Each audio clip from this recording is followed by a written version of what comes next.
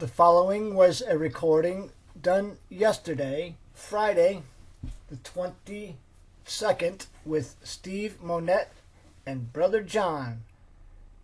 Here is the video. Brothers and sisters, Brother John, watch me for that great day. It's Brother Stephen Monette and Brother John just hanging out, talking about end times, talking about what we possibly and most heartedly are hoping will happen this Pentecost. Seeing as how we're heading into Pentecost, right, Brother Stephen? Yes, we are. We're definitely coming into the Pentecost season, and you know there are many different ways to calculate Pentecost, and but no matter how you look at it, it does start May 31st, I believe it is, and it goes all the way out to July, mid-July, I believe, like July 25th, 26th, something like that. And I know that there is one or two really outliers that put it in August, but I don't think they have scriptural basis to support that. So, yeah, it starts. It sure does. I gotta share my screen for a moment, and I'm just gonna do that. Brothers and sisters, it's all new to us here, both Stephen and I, so we're just kind of doing it on the spur of the moment. Let's see, screen and share. And so now, here we go. Let's see. All right, bear with me while I share what I want here. Got to bring this over. I got to play with some things, right? Got to get that, move it around and play with it. Find my place. Let's see. Is it down here? No. Bear with me, brothers and sisters, while I clumsily walk around here. 33. All right. This is what I wanted to share with you. It's just a clip, but it's not him.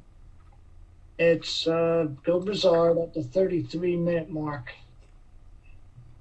of his presentation. And just want to, this is all for a purpose. So it all has to do with looking out. All right. We're looking out distant. Okay. So when you look out into the future, if you have indication of things that are going to happen in the future, then you can see more clearly what's going to happen right in front of you. Okay, does that make sense, Brother Stephen? Yes, it does. You look way down the road and you can see something or hear that something is going to take place. Then you have a better, accurate position of where we are. I just want to bear with me while I find this particular spot. It was set up, but then let's see. Gil Brizard, now this is Gil Brizard's idea, what he believes, and he has a little different belief than many, but he has an interesting belief just the same.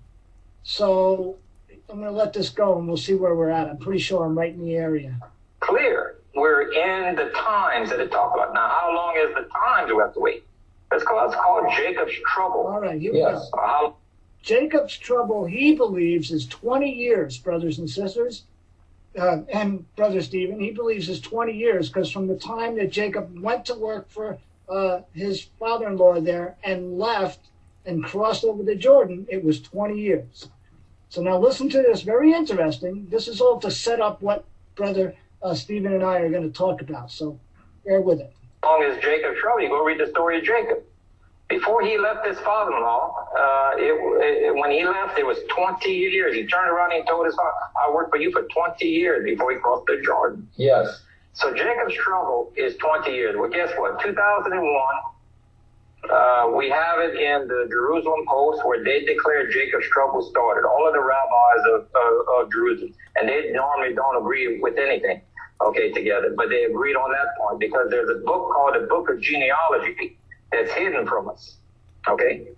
And I was able to find part of that in a Torah, which called it the Leningrad Torah. The lineage in that particular Torah works out correctly with all of the astronomy and the artifacts and everything. And they came out and said 2001 is definitely the beginning of Jacob's trouble. And they're right.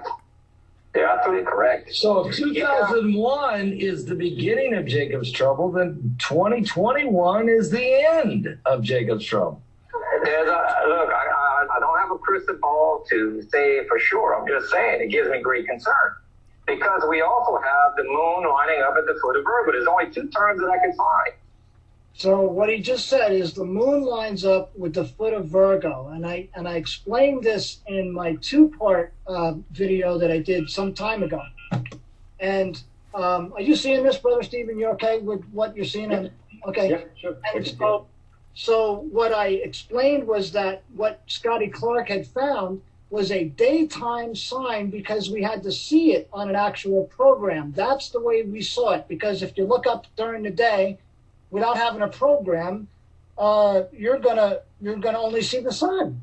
Okay, so what Scotty Clark found was for the children of light, for us, okay, as a warning sign, as a sign that was coming in yet the future. Now, a lot of people argue and they'll, probably give me comments. But look, you have to open up your vision, and you got to turn those focus points on the binoculars when you're looking in the distance to get a clearer picture of what's before us, right?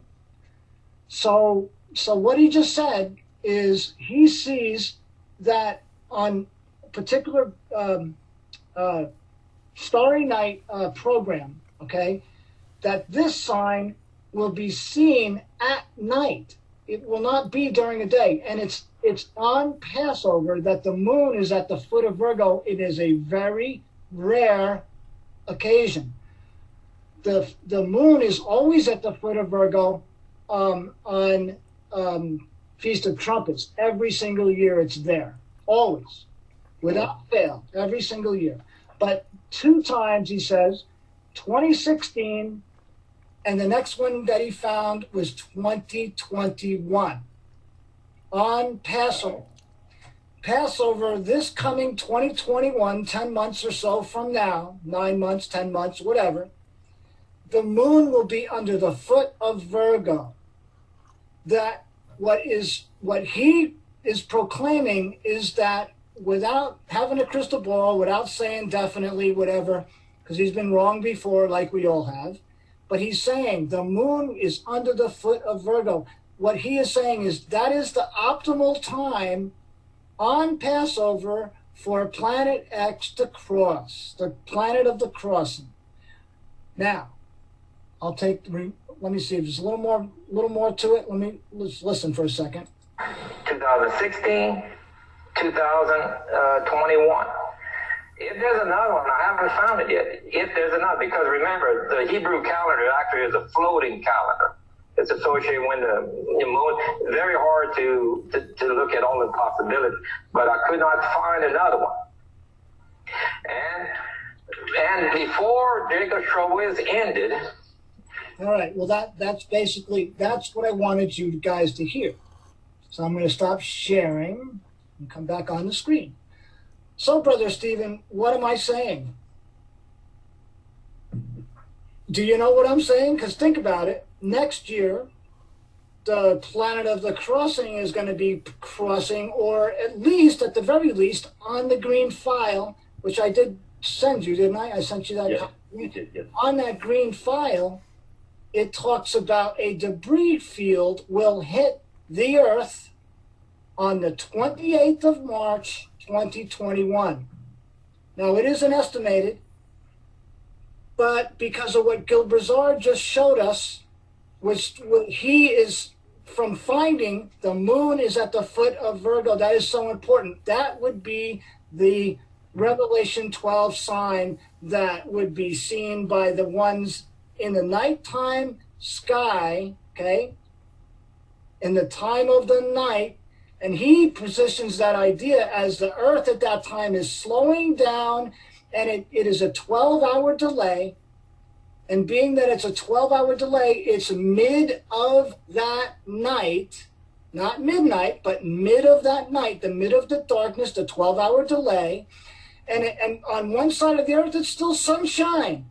On the other side of the earth, it's dark because the earth stops. Okay? That's because of this planet passing by. So, Brother Stephen, this brings us back to Pentecost, because if it wasn't until next year that Pentecost was going to be fulfilled, Pentecost always comes after Passover. You can count your 49 days or 50 days or whatever. Right.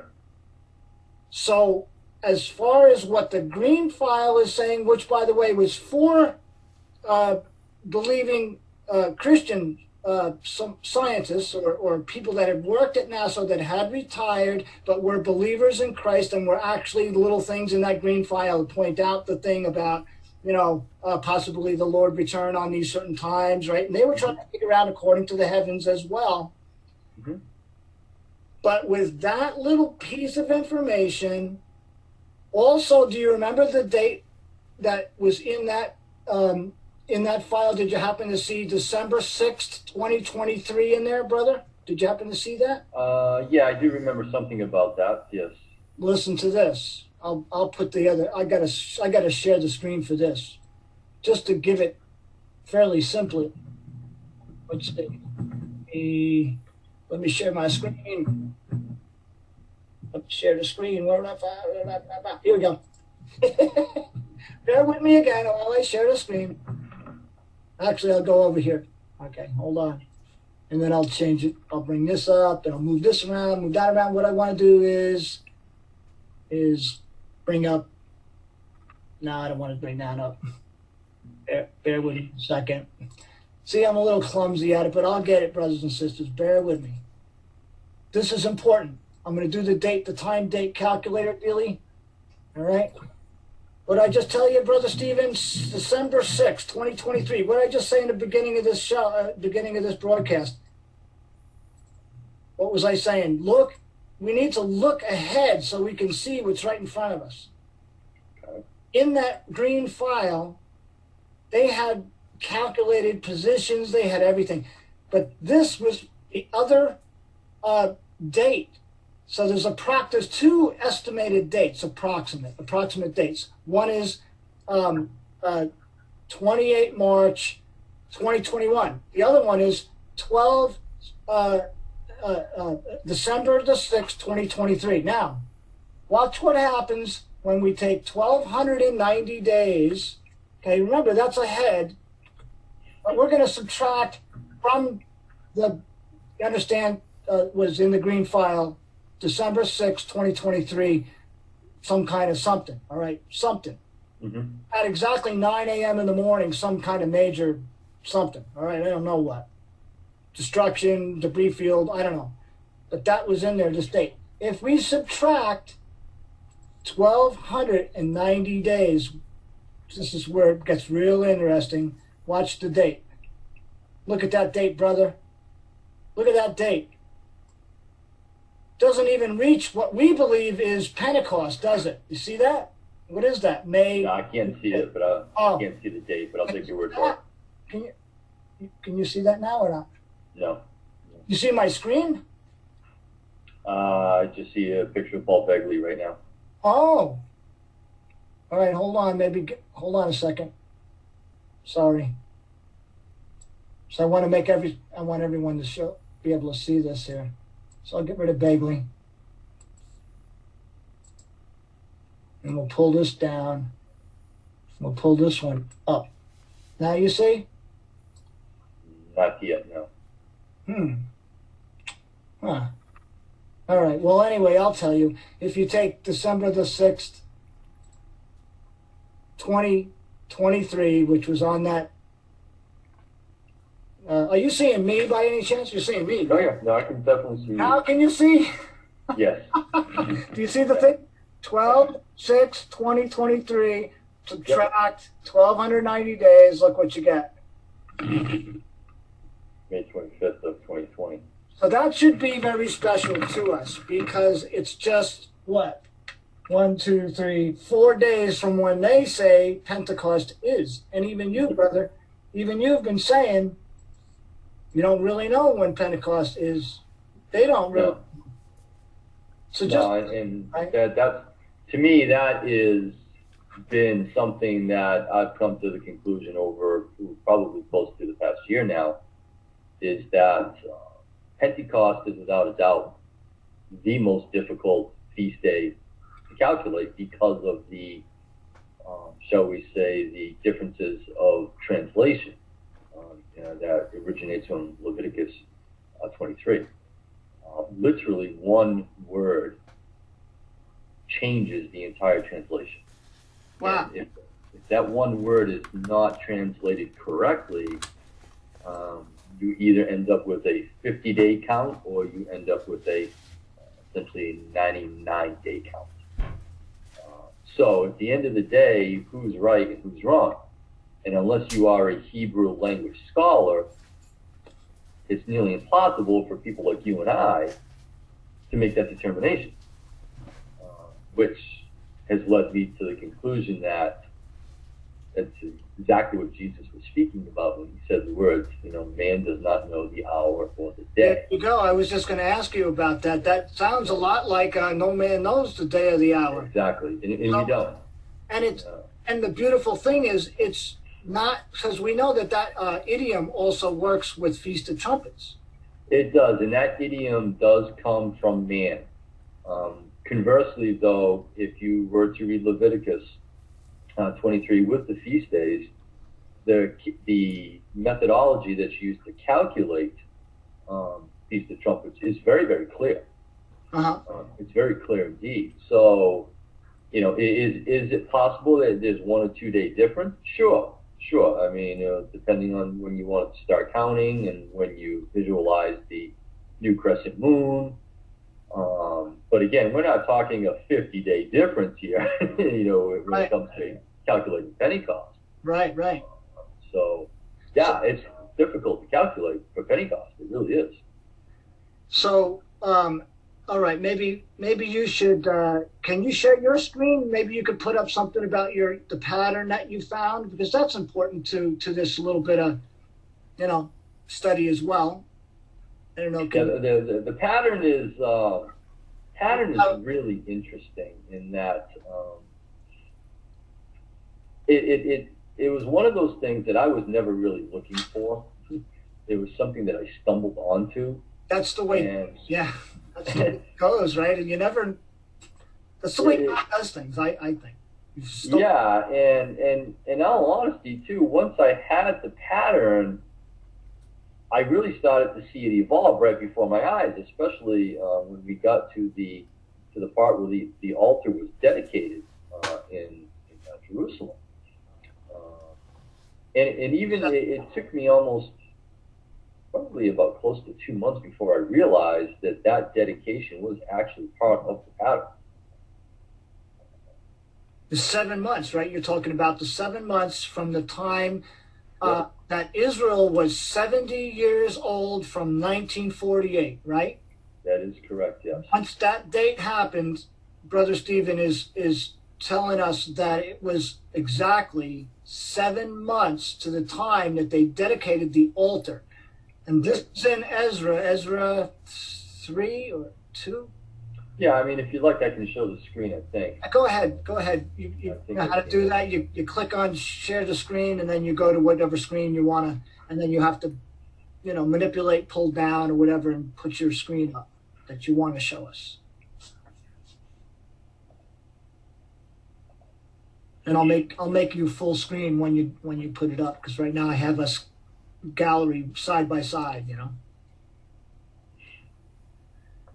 Nothing yet.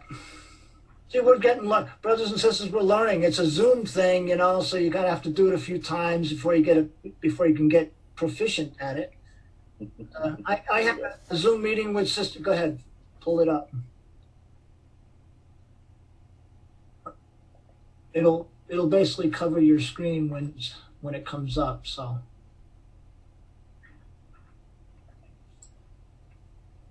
Nothing yet. Yeah, it says host has disabled participant screen sharing. Oh. So it's on your end. Let's see. Maybe I can. Oh man, how does that happen? Let's see. I don't know how to get you so that you can show it. Can you? Oh, you can't. You don't have a camera that's outside of your, because you could just turn the camera on to it. I No, don't, no. like I did. See, I have a separate camera, so I can just move my camera. Yeah. See, I don't have that. I'm working off of a laptop. All right. Well, so read us it then. Just kind of Okay. give us the overview.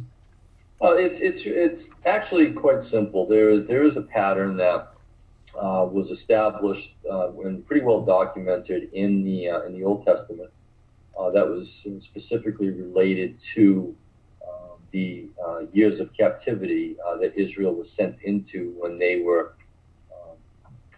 I guess the word is they were raided by Babylonian Nebuchadnezzar. And of course, they spent 70 years in captivity. And that pattern was really interesting in that when you calculate the time that Nebuchadnezzar first took prisoners back to Babylon, which started, I believe, it was in 606 BC. Right. He literally returned 3 times, and one of the last times he ransacked and just leveled Jerusalem. And all of this is well documented, not only in the Bible, but when we go in and we try to trace those events on a secular calendar, we are able to come up with dates. And that was really interesting, is that there's this pattern that begins to emerge. That is it's 19 years, 25 years, 70 years, 72 years, and then 72 years and 7 months. And once we saw that, it was by pure accident that I found that the pattern was being repeated in this day and age, when I began to realize that the time frame from May 14th of 1948 to 1967, which is when they were able to take back Jerusalem. And it was interesting to me because that was the year I was born, 1967. And you're just a young guy. Yeah, I don't feel like it. Anyway, I feel like you. I'm young. But then you saw 19 years, and I was like, well, that's interesting. And then one afternoon, it just dawned on me out of the blue that 1948 to 1973, which was during the Yom Kippur War, right, was 25 years. And then, of course, you do the math, and you go 1948 to 2018. 2018. Yep. It's 70 years. 70, right. And it's like, all right, wait a minute. This pattern is repeating itself. And it was, 19 years, 25 years, 70 years. And that was really interesting to me. And I did not know where that pattern was going to go. And then, of course, we saw the dedication of the altar, in which our brother James Smith was there for that event and recorded video from it. Yeah. It was about a month after that video was recorded that it dawned on me that this could be part of the pattern, because go back into Ezra and you clearly see that they built an altar, right, to offer sacrifices, but they did not build the temple itself yet. Right. And I initially, when I initially did the calculations, I was going from May 14th to December, and it wasn't coming out correctly. Then I realized I had to use Hebrew, or I couldn't use a secular calendar. Right. I had to use Hebrew dates. Right. Hebrew dates. IR. That's right. Right. Yep. So once I went from IR to December, and I forget what the Hebrew month was in December, it came out almost to the day. And I was just Kislev. I believe it was Kislev in December to IR. Yeah, I think you're right. It was Kislev. Yeah, and when I saw that, yeah. When I saw it from IR to Kislev was a total of 7 months, I was floored. I was absolutely floored. And so from that point forward, what I did is I went and I went back to Ezra, and I traced out the rest of the pattern. And the rest of the pattern was really only one more event, and that event was the laying of the foundations. temple. That's right. That's right. And then after that, the pattern goes quiet for 14 years because of the geopolitical issues. The king of Babylon at the time was different than when they first started. When they first started the foundation, so they got a cease and desist letter. And you can read about that, right, in Ezra. Yeah. And so all construction on the temple stopped for 14 years. 14, just remember that, brothers and sisters. 14 years. It stopped from the time it started. So go ahead, bro. So the pattern, once the foundation of this second temple was laid, the pattern goes dead. Nothing happens for 14 years. Wow. When we look at the pattern and how it's repeating itself today, this pattern, it says clearly that the temple foundation will be rebuilt. That's right. Now the question that many people have is like, well, it has to be a third temple that the Antichrist will sit in. Well, I personally don't believe that is going to happen for various reasons that you and I have discussed, and I'm not going to go down that rabbit hole right now. We don't have to go down that one. Right. But this is more about the timing issue than anything. More about the timing.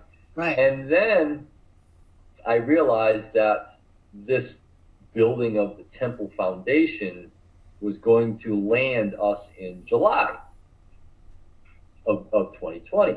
And I thought to myself, oh, that's really interesting. Okay. And then probably several months after that is when I came to the knowledge that there was a distinct possibility that Pentecost could fall 99 days after Feast of Unleavened Bread.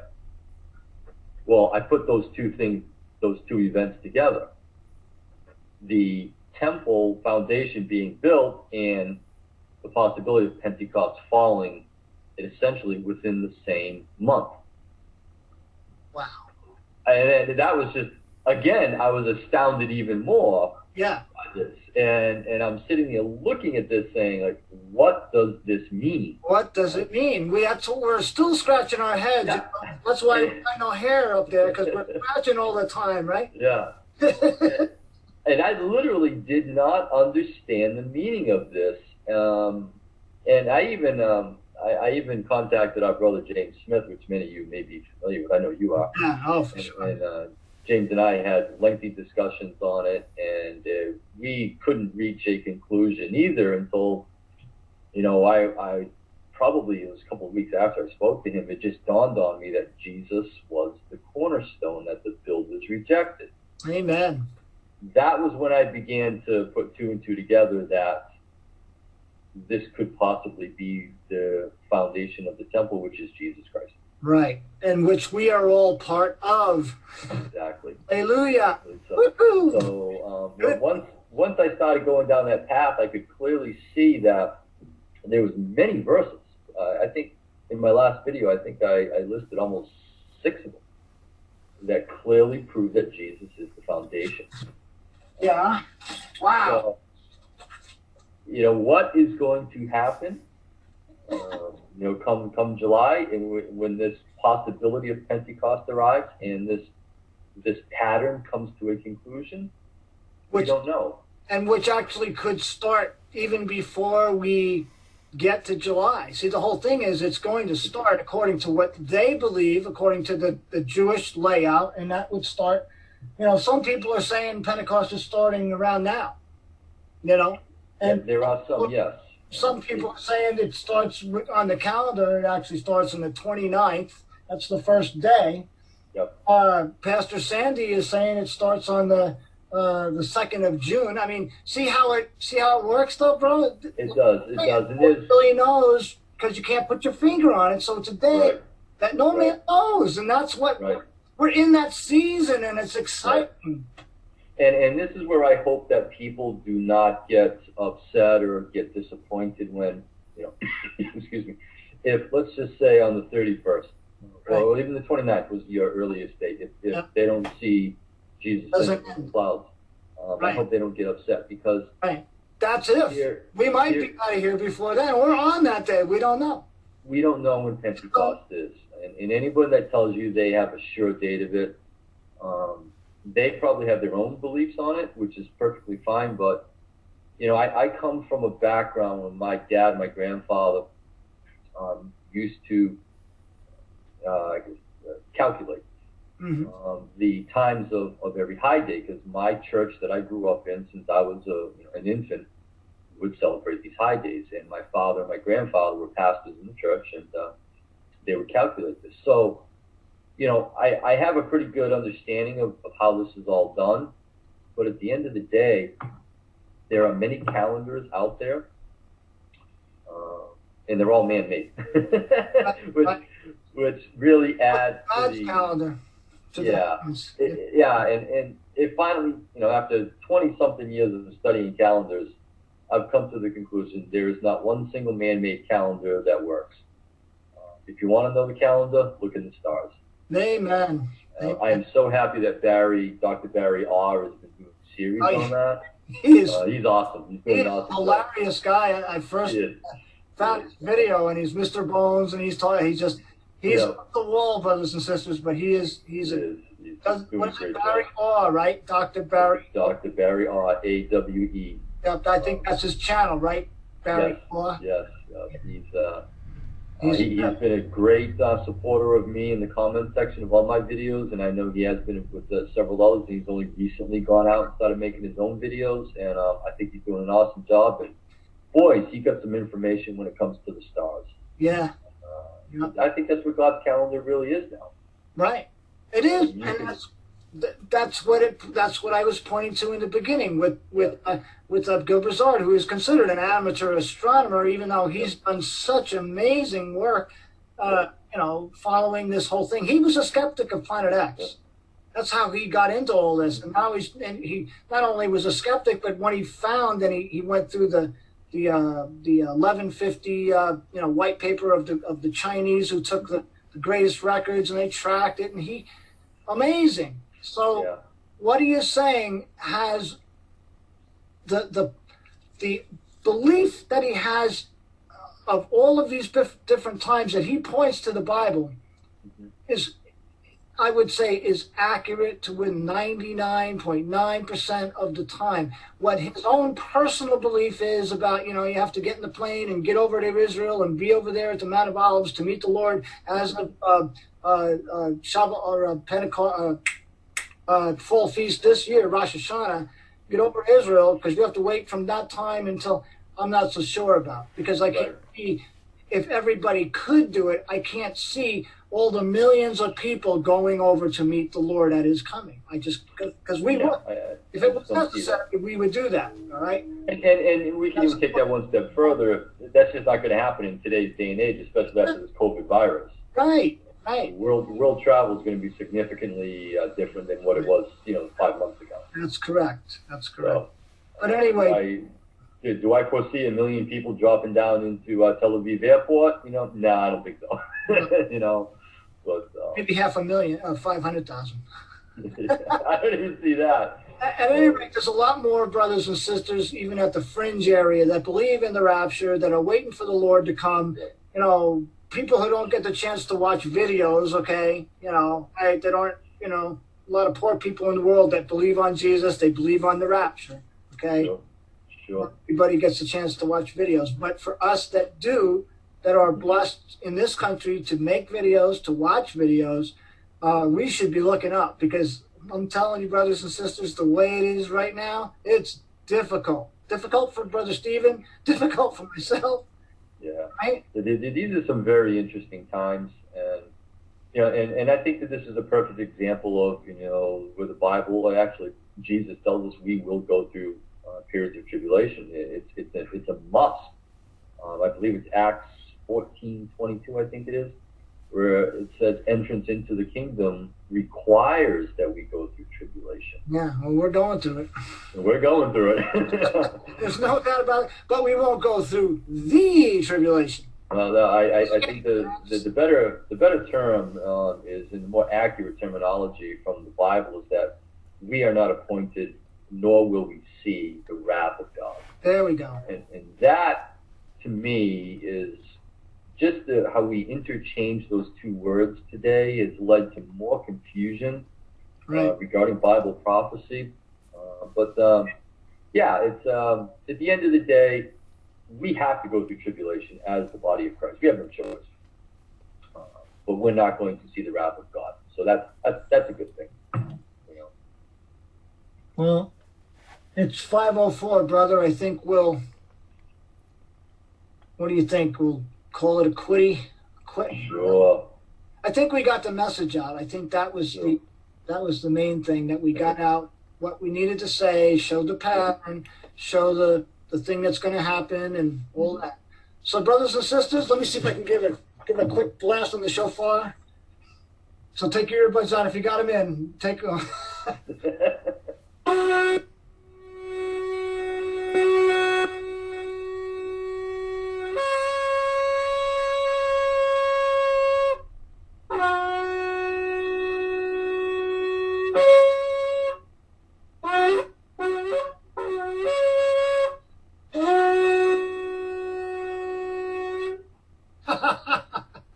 I love it. I love it. I love it. All right. I guess we'll call it. That'll be it. You ready? You want to say goodbye to the brothers and sisters, brother? All right, everyone. I hope you all enjoy the weekend. Stay safe. And as I always end my videos, keep looking up, for our redemption draws near. Thanks for watching. Amen.